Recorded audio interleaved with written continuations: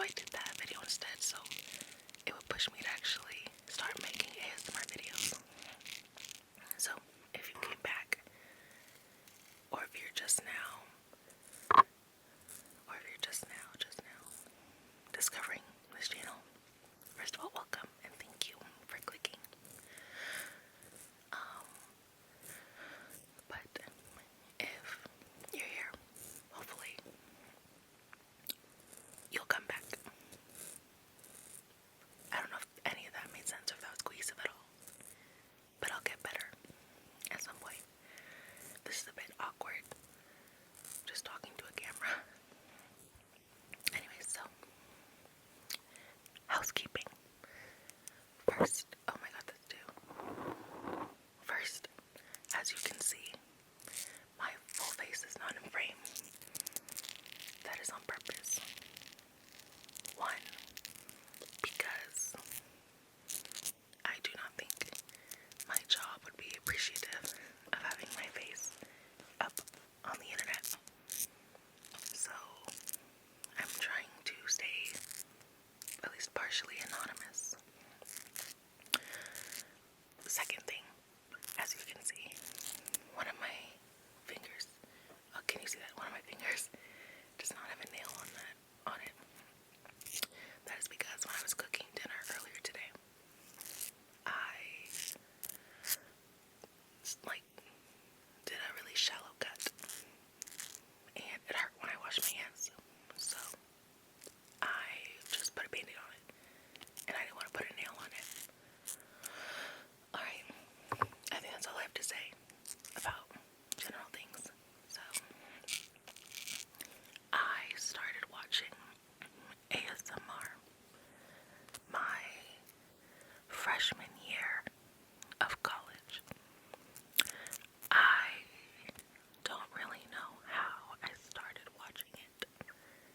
I believe I became really obsessed with those hair transformation videos on YouTube. No, on Instagram. You know, the ones where like people will go into like a hair salon and they will undergo, I don't think I like mic scratching.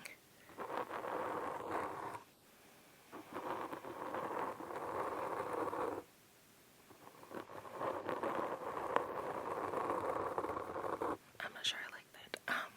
Anyways, but those videos where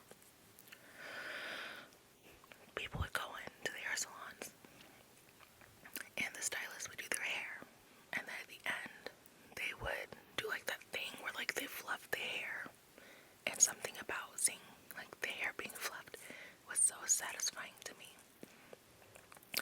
So I was seeking out videos kind of like that, and I stumbled upon ASMR, and I'd heard of ASMR before that, but I didn't know too much about it. So I stumbled upon, I believe it was Envy ASMR, and she does a lot of hair play ASMR videos, at least she did at the time, and I really enjoyed it, and it was super soothing to me, and that was the first ASMR channel I ever subscribed to, and it also sparked my love of ASMR, so thank you Envy ASMR. And then I sunk deeper into the ASMR world, and I became a big fan of the people who do like hauls. So people who would do like clothing hauls, Sephora hauls, and they would just talk about the products that they bought, like what I got for my birthday or what I got for Christmas. Videos were really soothing to me. I'm not really sure why, but I really liked, I think, the tapping of the products on them.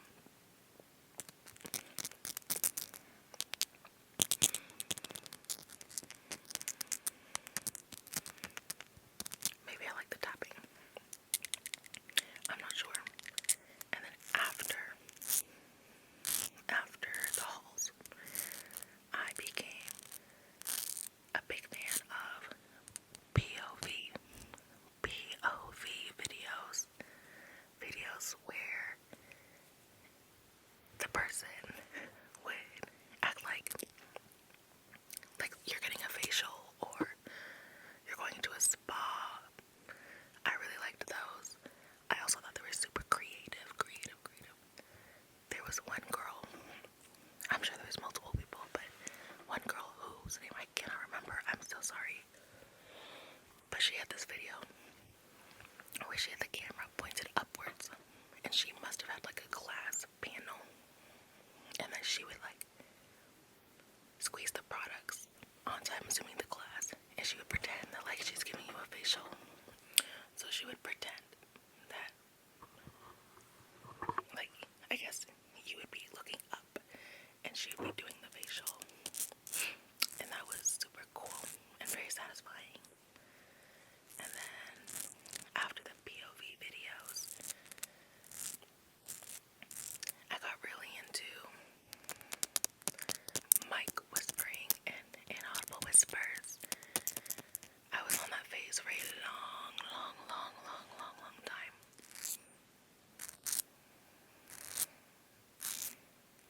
That was also my biggest TikTok ASMR phase.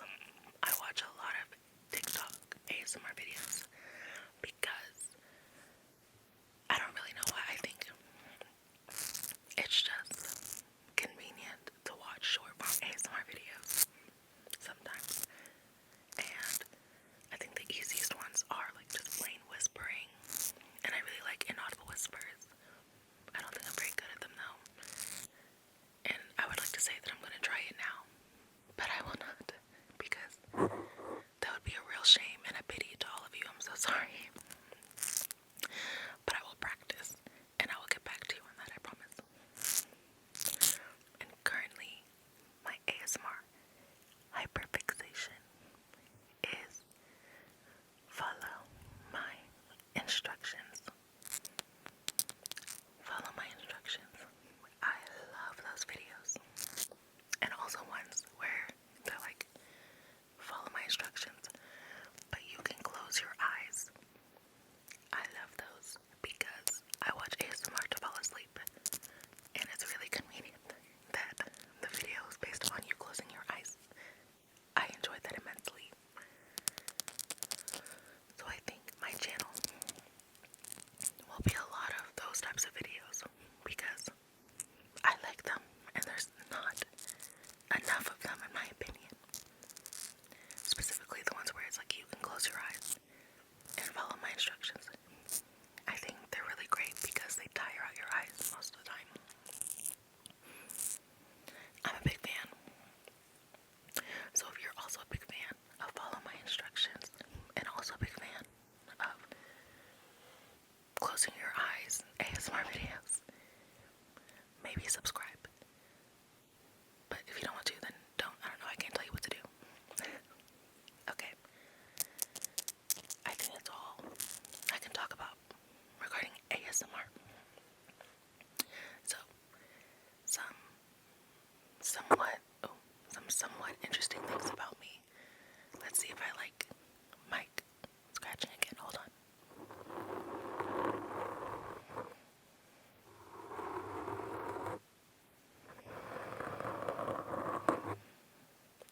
I'm not sure if I like that, but I know I don't like this piece of fluff.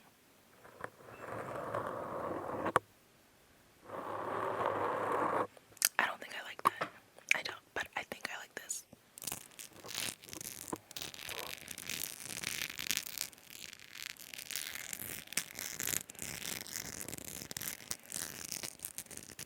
Oh yes.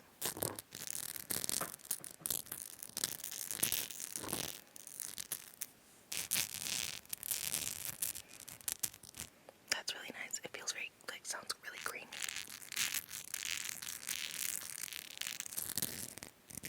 That's nice. Okay, so some other things about me. I enjoy watching TV. I also really enjoy K-dramas. I have been watching K-dramas since I was maybe 9 or 10.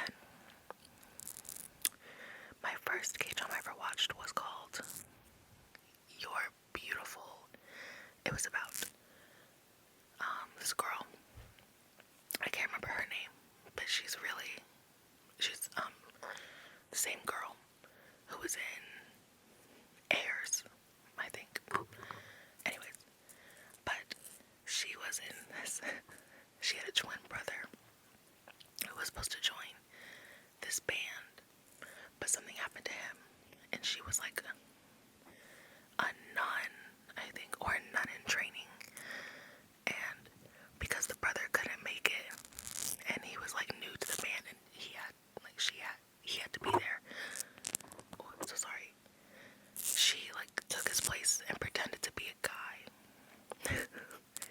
and joined the band in like his place until he could like get there and take his place back. Only like the rest of the guys in the band didn't know.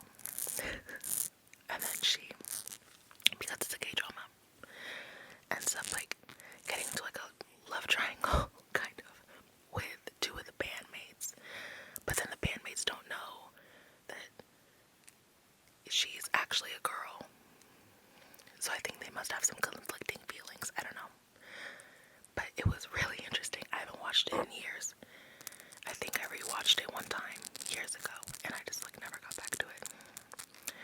I'm not sure if I'll ever rewatch it, if I'm being honest. But it was a good first K-drama, I think. I have a whole list of K-dramas and some C-dramas that I've watched, and I have very strong thoughts on a good amount. Maybe one day I'll do a video recommending some K-dramas. I'm also a big fan of crime shows, not like true crime, some true crime, but not a lot of true crime, because I don't know, it's scary. Like, no. Like,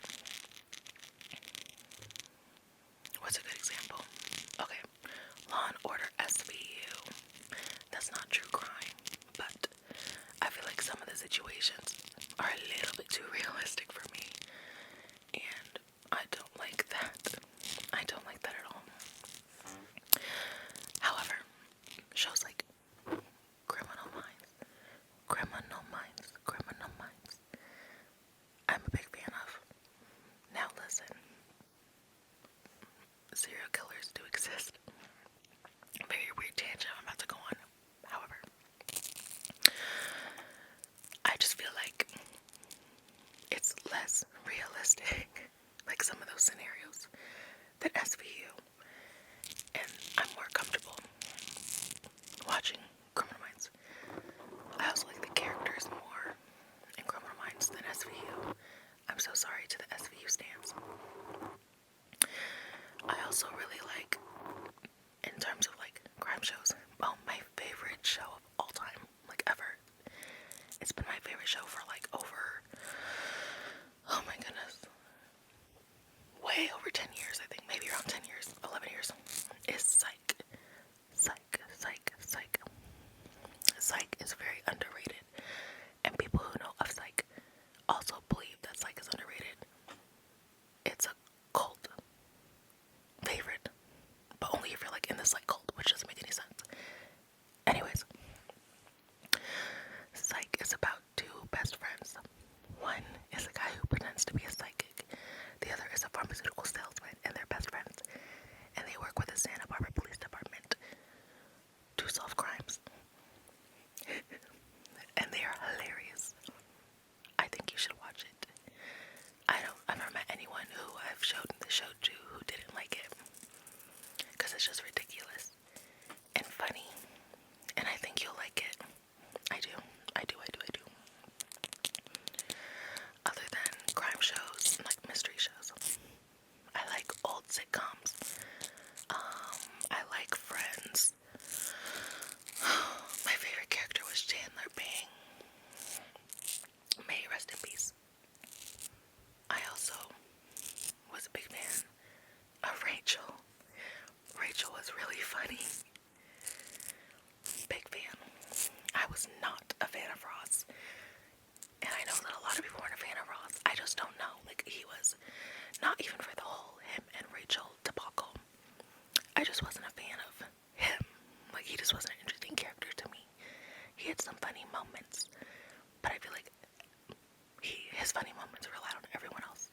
and it would still be funny without him. I'm sorry if Ross was your favorite character. Um, but other than Friends, I like Living Single, which is better in my opinion. My favorite character on Living Single was Max and Khadijah. Max and Khadijah. They are hilarious. And I also just love Queen Latifah in general. Oh, I also like White Collar. White Collar is also one of my comfort shows. Fun fact, when I first watched White Collar all the way through, and I got to the last episode, spoiler alert, if you have not seen White Collar and you plan to watch it, skip ahead about like 20 seconds. Anyways, so I'll talk quick.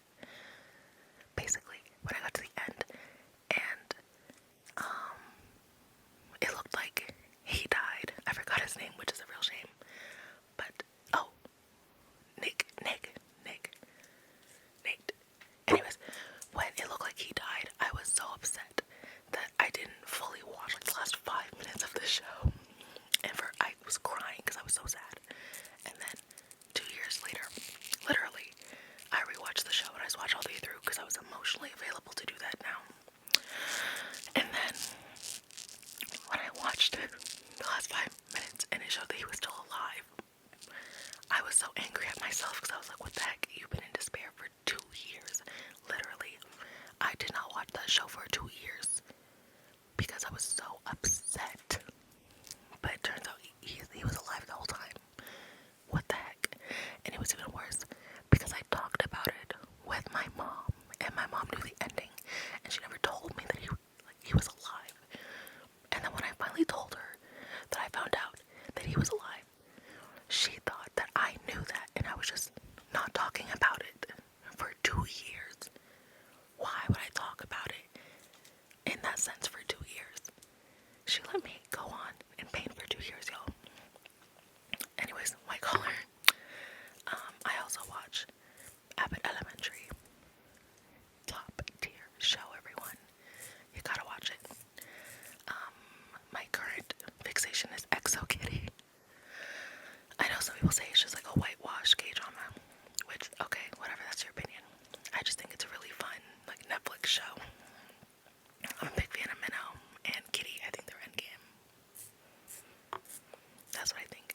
I also think they found some really attractive people to play on that show. That's crazy. That's crazy, crazy, crazy.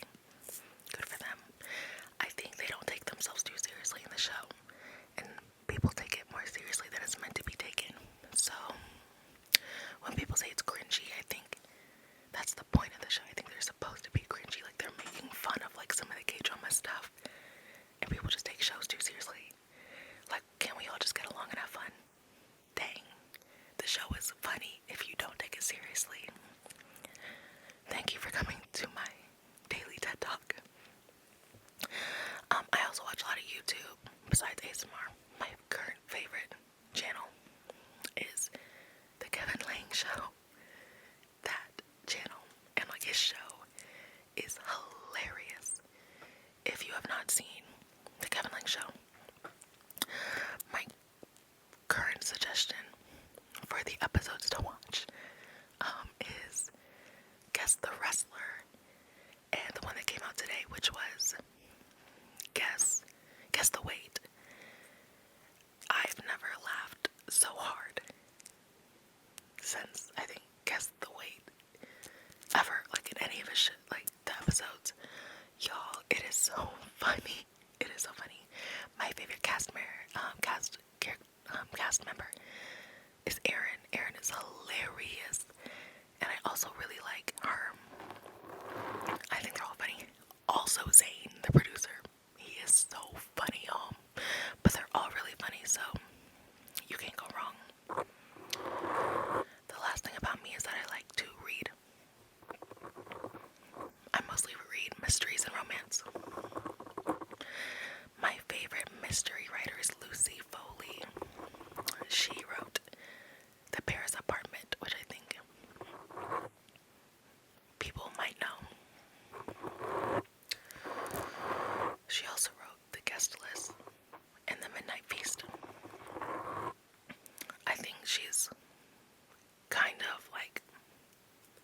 think she takes a lot of inspiration from Agatha Christie.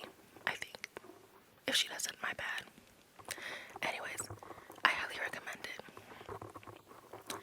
She's a really good author, and like she does plot twists really well. As for romance, Anna Wong is my favorite ASMR artist. No, oh my goodness, my favorite romance author. She did like the King of Wrath series and the Twisted series. I'm looking at them on my shelf. There's Twisted Lies, Twisted Hate, Twisted Games, and Twisted Love. They're really good. I think they also went viral on like Book Talk, and rightfully so, because they're good.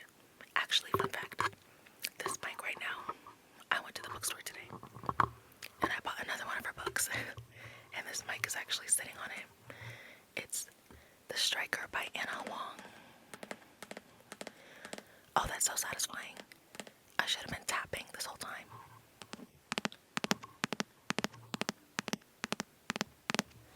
Oh my gosh, okay. Well then, while I do the outro of this video, I'm just gonna tap y'all because I enjoyed that. Okay. Anyways, that's all I have to talk about today. I just wanted to do, I don't think I like this anymore. I mean, I like it, but like it's too complicated. It's too big of a book for me to be tapping. So I'll tap like this.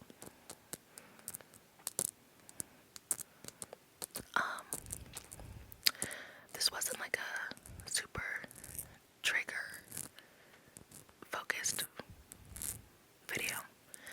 I think I want to do a whisper, non-verbal video next. So I can practice my trigger work. What do you call it? What do people call like working on like the ASMR triggers? I think that's what I want to do next because I didn't realize how hard this was to focus on like tapping or scratching or like doing repetitive whispers or covered whispers or inaudible whispers. It's a lot harder than I thought. But also, I might just be bad at focusing on more than one thing at one time. Anyways, if hopefully you like this video a little bit, I don't know. If you liked it, maybe come back and the next video will be me tapping, scratching, maybe mic scratching.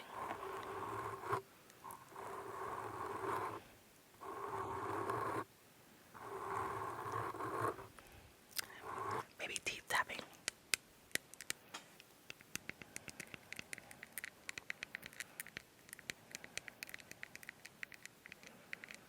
I'm not too sure about that. I'm not sure. But I'm gonna find some triggers and try them out. And maybe we can all discover what triggers I'm good at and which ones I like together. Anyways, hopefully you enjoyed this. If you have any triggers you'd like me to try out, please leave them in the comments.